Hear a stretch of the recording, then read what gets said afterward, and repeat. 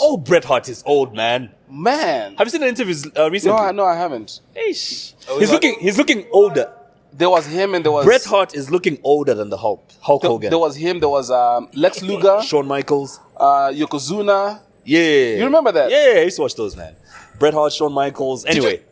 So, but just to chip in. So, I'm also a sports presenter. Then I get asked a lot of questions that why isn't it that wrestling is not in sports? You guys don't talk about it. It's entertainment. Yeah, and I always tell them it's entertainment and it's choreographed. Some people hate it when you say it's fake. Yeah. Let's not say it's fake. It's choreographed. It's scripted. Anyway, another great episode coming up, and we've got Punch as usual to give us the lowdown on what's happening in the soccer world. Because you and I know nothing about it. Exactly, and soccer is now on Showmax live. Take grid, nice one. Showmax is now showing us the Premier League, all 380 games live on your phone, on your mobile gadget. Your telephone. I remember back in the day when the only phone that we had is the one that my grandma used to lock. With a lock. You remember that? Literally with a lock. And you used to find ways to like tap dial. Did you used to do that? Yes. Like a Morse code. Punch, welcome once again. Thank you. So much happened over the weekend in the Premier League. Break it down for us, please. Where do we start from? Obviously, the last game, which was played yesterday, Manchester United faced Tottenham Hotspurs. A Tottenham Hotspur side who have not necessarily been consistent. Can I guess who won there?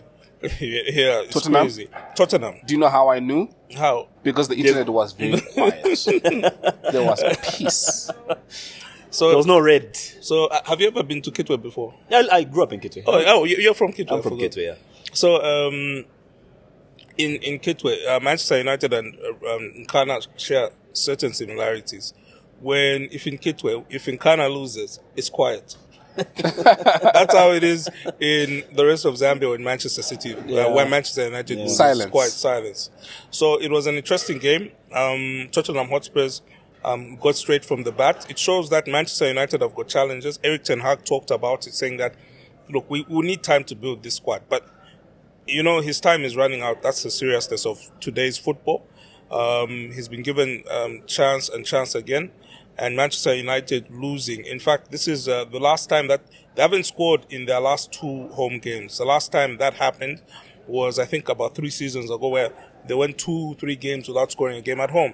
It should be a worry for United in terms of how they're just playing. They may say that, we got a red card. Bruno Fernandes went out. Yeah, but look, Arsenal got a red card in the first half of their previous match. And they still went on to win. They went on to draw. Almost won last minute. But they held on. So how is it that United could have failed to come up against Tottenham? It shows that there's a lot the coaching staff need to do. Then another huge game was also Arsenal. And they were in action. They managed a 4-2 victory. That was very good for them, very positive. And I can see this Arsenal side improving bit by bit. Remember last time against Manchester City, it was a bit of a struggle. This time against Leicester City, easy. Managing to score 4 goals. Another team who scored 4 goals were Chelsea. One player, Cole Palmer, scoring 4 goals. All goals in the first half, the first time in the history. It just shows you how this Chelsea side is building up. You're seeing a lot of their players gaining confidence more and more as they come. They've got a pretty young squad, but their young players are coming up. And for Cole Palmer to score 4, he's now on 6 goals. It's brilliant. Then Mohamed Salah also scored. He scored 4 goals this season. He helped Liverpool to beat Wolverhampton Wanderers 2-1. So that one was positive. Manchester City, they played Newcastle United. People were saying that, believe that they would run all over Newcastle, but Newcastle are not an easy team. So a 1-1 draw, I would say, is fair enough against this Newcastle side, who are difficult. So those were the highlights of the weekend's games. Tell me something. Patson Daka, what team is he playing for? Leicester. Is he playing yet, or is he still... No, he's still injured. So we can count maybe a month plus. So possibly he may be coming back in mid to late November or possibly December, because his injury was quite a bit of a challenge. So how did he get injured? He got injured in a friendly. They were playing a team from France. This was pre-season. So just before, a week or two before the league started, he picked up this injury. And, Patson is that type of player. He's really passionate. He wants to play. And sometimes when you're that type of player, you tend to get injured and then you get ruled out. So that was pretty disappointing. There's something that took place the previous weekend, which is very interesting. Maybe a lot of Zambians did not pick this up. Now, Crystal Palace were playing against Manchester United. There was a Premier League match. Something interesting was that for the last 2-3 weeks, Crystal Palace and Manchester United were behind the scenes in a real fight. Behind the scenes. And I know this because I was talking to someone. Like fist fight? No, not fist fight. Oh. Not literal fight, just a real fight in terms of issues to do with a player transfer. Right. So Manchester United signed this young lad. Brilliant. He's one of the top 5 wingers in Europe and the world currently. He only turned 17. His name is Samuel Lusale. So he is of Zambian descent. So he joined Manchester United just before the Crystal Palace game. He joined the Manchester United under-17s, under-18s, and people behind the scenes were telling me that this deal was tough to do. But we finally got it done. The young lad is now a Manchester United player. I'm told that his family is in the UK. His dad is Zambian, mom is from Slovakia, and they will be moving from Crystal Palace are from just can't remember. I think they're from London. They'll be moving to Manchester because he's still underage, so they'll be saying that. So this is a player we need to look out for. He may not play this season, but possibly next season because he's still with the Manchester United youngster. So Samuel Lusale, remember the name. He's going to be a player we're going to be watching on Showmax pretty soon. From your mouth to God's ears. So if I'm to become a fan of soccer, which team would you point me to right now? I would say Newcastle. I love the way they're playing. Gordon, very energetic. Then they've got some pretty good strikers as well. So they're a team whereby they're just high energy team, not easy to play against. So if you don't want to support the Manchester Uniteds, the Man Cities, the Chelseas, the Liverpools, the Arsenals, Newcastle is the team. You predict the next 2-3 seasons they actually could win a cup? Possibly, but it's difficult because of the level of investment. But they haven't gone and bought the biggest names. But with the players, like there's this player who they got, Almarin, from he used to play in the US. So they've got this way of just tapping talent. They're looking around and saying that who can we buy? They've looked at a couple of times at Zambian players. I remember, I think at one point they were interested in Patson. So they're that club who they get value for money from every player. So when they're playing, they may not have the big names, but those names that they use end up becoming big because of Newcastle United. What's coming up this week? Coming up this week, we do have a lot of games in store, but obviously we're also going to be focusing on the UEFA Champions League, and the game that I'm looking forward to is Arsenal versus Paris Saint-Germain. When is that? This is, I believe Tuesday or Wednesday. I just need to check. Okay. Yeah, Tuesday or Wednesday. So that's big. Before the Premier League games come up, you have to watch this Arsenal side because Arsenal went and played against Manchester City. They drew and went against and played against Leicester City and beat them 4-2.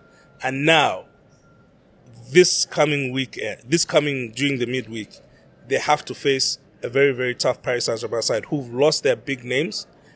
But it will be interesting to see because we want to see how Arsenal are going to react getting into the next Premier League round of matches after the UEFA Champions League match. Have you tried the Showmax on your phone? Yes, I have. You have? Yeah. It works. It works pretty well. It does. Right?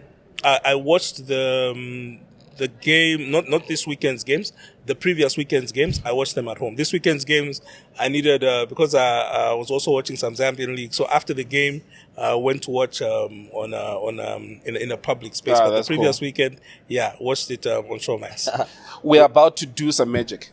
In the next couple of seconds, we're all going to disappear here. We're going to change clothes, change the venue, and we're going to have Ty2. one fat guy.